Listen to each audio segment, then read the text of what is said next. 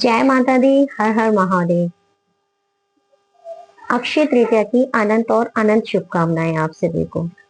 आज फिर मैं हेमलता शर्मा आपके साथ एक और इंफॉर्मेटिव वीडियो लेकर। वीडियो को अंत तक जरूर देखिएगा क्योंकि आज हम बात करेंगे अक्षय तृतीया की। अक्षय तृतीया कब है, अक्षय तृतीया का अर्थ क्या है, अक्षय तृतीया के दिन का क्या महत्व है, इस तिथि को क्यों इतना महत्व दिया जाता है, हमारे शास्त्र क्या कहते हैं, इस दिन पूजा आदि दान का क्या महत्व है, हम पूजा कैसे करें, पूजा नहीं कर सकते तो हम दान आदि किस चीज का करें जिससे कि हो हमें पुण्य फल की प्राप्ति। इस दिन का इतना महत्व क्यों है, इस दिन एक और तिथि की उत्पत्ति हुई थी, वो तिथि कौन सी है और उस इस तिथि को किसका वरदान प्राप्त है। ऐसे बहुत सारे क्वेश्चन आपके, ऐसे बहुत सारे प्रश्न जिनका जवाब मैं आज आपको इस वीडियो में देने वाली हूँ और अक्षय तृतीया के पूर्ण महत्व के बारे में मैं आज आपको बताऊंगी। तो वीडियो को अंत तक जरूर देखिएगा, वीडियो को स्किप करके मत देखिएगा जिससे कि कोई महत्वपूर्ण जानकारी आपसे छूट जाए। अगर आप मेरे चैनल पर नए हैं तो चैनल को सब्सक्राइब जरूर कीजिएगा, प्रेस कीजिएगा बेल आइकन को जिससे कि मेरे आने वाले सभी वीडियो के नोटिफिकेशन आपको मिल सके। तो जय माता दी, हर हर महादेव। तो आप सभी को पता है कि शुक्ल पक्ष, बैसाख मास के शुक्ल पक्ष की तृतीया तिथि को हम अक्षय तृतीया तिथि के नाम से जानते हैं। यह तिथि बहुत ही महत्वपूर्ण है। शास्त्रों में इस तिथि का बहुत ही उल्लेख हमें मिलता है, वर्णन मिलता है। और अक्षय तृतीया मतलब अक्षय का अर्थ है किसी चीज का क्षय ना होना, किसी चीज की समाप्ति ना होना, कभी उसका अंत ही ना होना। मतलब हमारे द्वारा किया गया दान, हमारे द्वारा किया गया सत्कर्म, उसका कभी भी कोई क्षय नहीं होता, उसका अंत नहीं होता, उसका नाश नहीं होता और अनंत फल देने वाली ये तिथि होती है और बहुत ही महत्व होता है इस तिथि का दान आदि करने का। कहते हैं कि इस तिथि के आने पर और इस तिथि के दिन अगर हम कोई भी पुण्य करते हैं, कोई भी सत्कर्म करते हैं, कोई भी दान करते हैं तो जन्मों जन्मांतर तक इसका फल हमें मिलता है। इसीलिए इसे अक्षय तृतीया कहा गया है, जिसका कभी कोई क्षय ना कर पाया, कभी इसका अंत ना हो पाया। तो इसीलिए इस दिन जो दान पुण्य का जो महत्व है वो अधिक हो जाता है। तो बहुत बड़ा महत्व है। कहते हैं कि इस तिथि के दिन आप कोई भी शुभ कार्य कर सकते हैं। किसी भी पोथी पत्रा को लेकर बैठना, शुभ घड़ी को देखना, शुभ कार्य करने के लिए किसी भी पोथी पत्रा को देखना अनिवार्य नहीं होता, किसी भी पंचांग को लेकर के बैठना हम अनिवार्य नहीं है। यह पूरा दिन जो है अक्षय तृतीया का जो पूरा दिन है, इस दिन जो है सभी समय जो है शुभ घड़ी में परिवर्तित होते हैं। सारा दिन शुभ घड़ी रहती है। आप किसी भी शुभ कार्य को करने के लिए किसी भी समय आप बैठ सकते हैं, किसी भी शुभ कार्य को आप कर सकते हैं। जैसे आपको मुंडन कराना है, कोई वाहन आपको खरीदना है, या फिर कोई आपको ब्याह शादी आपको करनी है, या किसी की लगन सगाई, मतलब कोई भी शुभ कार्य आपको करना है तो आप बिना किसी पंचांग की गणना के, बिना किसी पोथी पत्रा के देखे बिना आप किसी भी समय किसी भी शुभ कार्य को अक्षय तृतीया के दिन आप कर सकते हैं। इतना बड़ा महत्व है इस अक्षय तृतीया का। अब चलते हैं कि अक्षय तृतीया के दिन जो है किस चीज का हमें दान करना चाहिए। तो देखिएगा, अक्षय तृतीया के दिन दान करने से पहले हमें बात आती है कि हम पूजा अर्चना कैसे करें। तो पूजा अर्चना के लिए बिल्कुल सिंपल तरीका, कि जैसा कि मैं हमेशा बताती हूँ अपनी सभी वीडियो में, कि जब कोई भी पूजा अर्चना आप करते हैं तो सुबह कोशिश कीजिएगा कि आप जो है सूर्य उगने से पहले उठे, स्नान आदि से निवृत्त हो, पूरे घर को शुद्ध करें, आप भी शुद्ध हो, गंगा जल आदि के छींटे देकर के अपने घर को, पूरे घर को शुद्ध करें। और इस दिन जो है भगवान विष्णु और माता लक्ष्मी का विशेष रूप से पूजा अर्चना की जाती है। भगवान विष्णु की कृपा आप पर बनी रहे। इस दिन जो है भगवान श्री हरि और माता लक्ष्मी की पूजा अर्चना की जाती है। गंगा जल के छींटे देकर के आपको उनकी तस्वीर, फोटो जो भी आपके घर के मंदिर में विराजमान है आप उसे शुद्ध कीजिएगा, स्नान भाव उन्हें कराइएगा, फिर उन्हें धूप दीप दान करके और पीले चंदन का तिलक आदि करके और पीले रंग के पुष्प चढ़ा के भोग आदि उनको अर्पित करके, भोग का आपको विशेष ध्यान रखना है क्योंकि बैसाख माह है और शुक्ल पक्ष में अक्षय तृतीया हमारी आती है।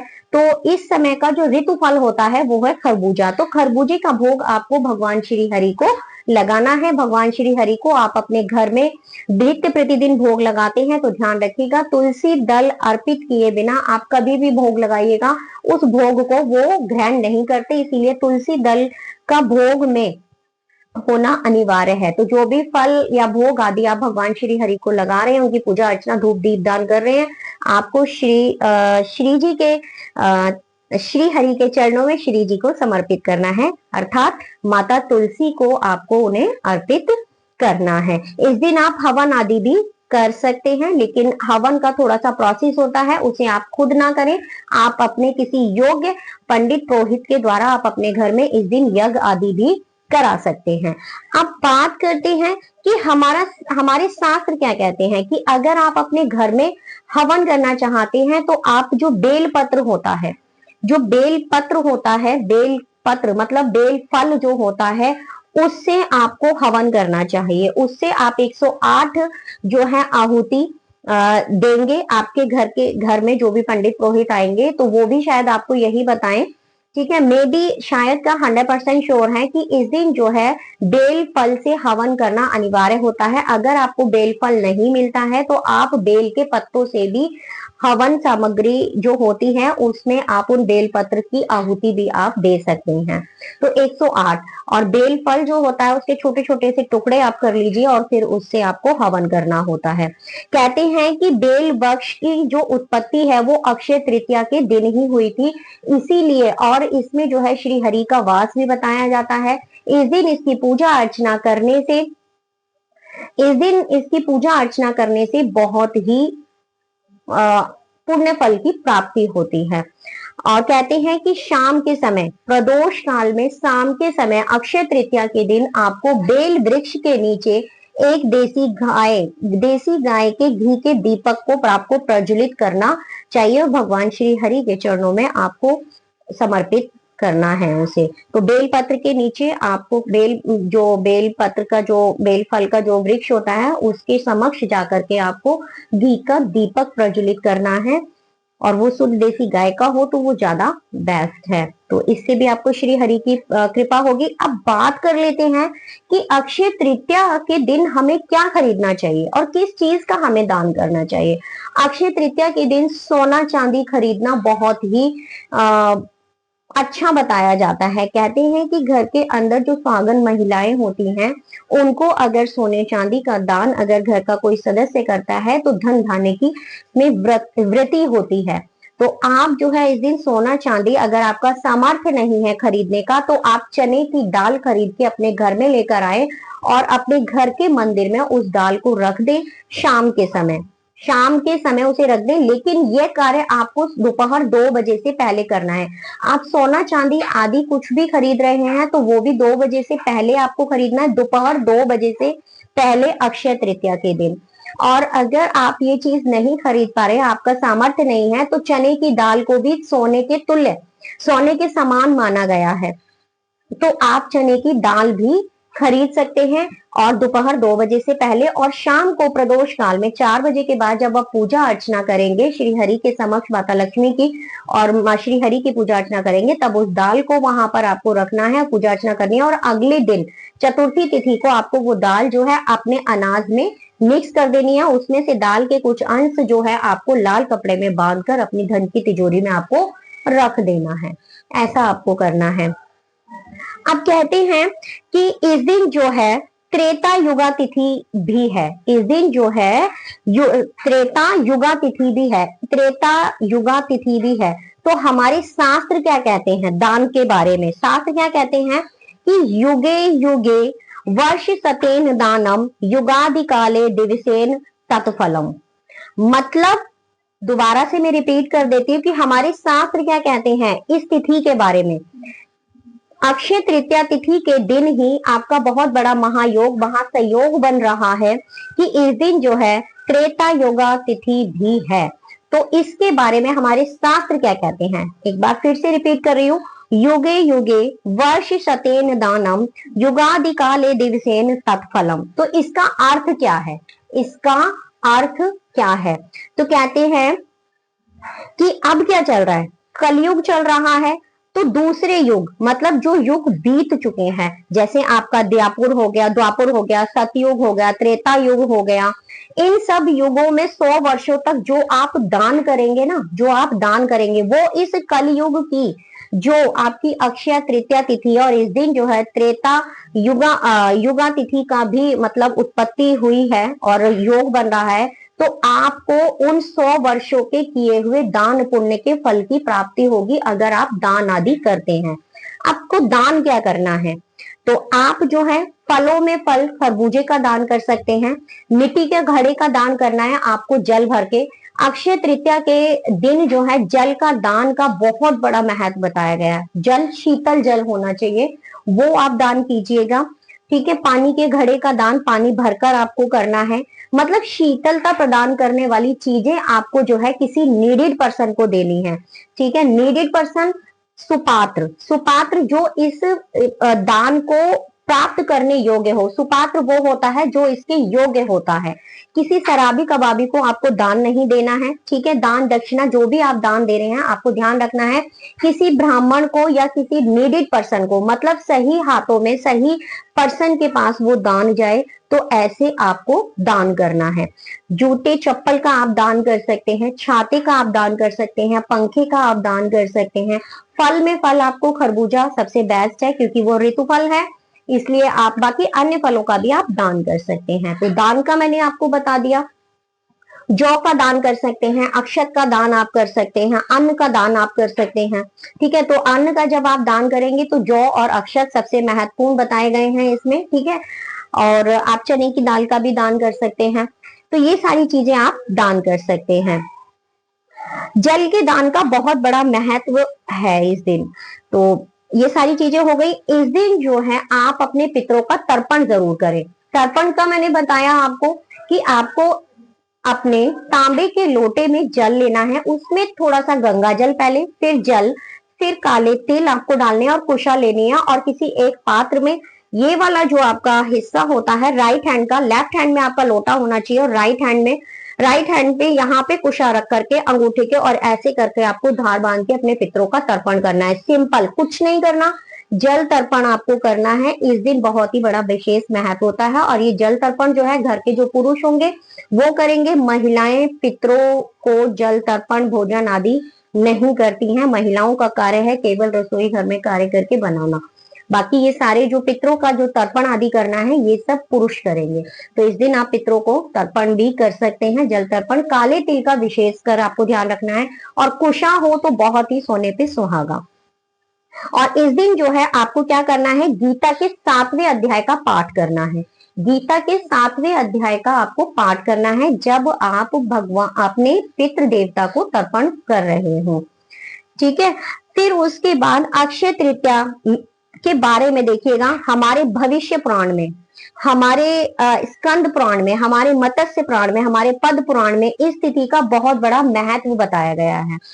मैं हमेशा कहती हूँ कि जो शास्त्रों में वर्णित है, कथित है, लिखित है, वही जानकारी मैं आपको देती हूँ। तो मैंने ये पुराण आपको बताए, इन पुराणों में जो है इस तिथि का बहुत बड़ा महत्व बताया गया है।